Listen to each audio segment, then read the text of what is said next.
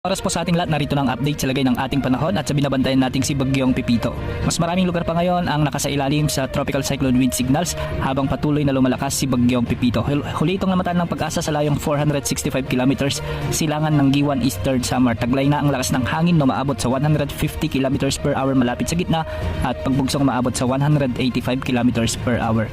Kumikilos ito ngayon ng kanluran hilagang kanluran sa bilis na 30 kilometers per hour. Dahil nga sa patuloy na paglapit ni Bagyong Pipito ay nakataas na ang tropical cyclone wind signal number 2 sa eastern portion ng Northern Samar, ang northern portion ng Eastern Samar at ang northeastern portion ng Samar Province. Nakataas na rin ang tropical cyclone wind signal number 1 sa Aurora, Quezon Province, ang eastern portion ng Laguna sa may Marinduque, Camarines Norte, Camarines Sur, Catanduanes, Albay, Sorsogon at Masbate. Samantalang sa Visayas nakataas rin ang signal number 1 sa nalalabing bahagi ng Northern Samar, ang nalalabing bahagi ng Eastern Samar, ang nalalabing bahagi ng Samar Province at ang Biliran.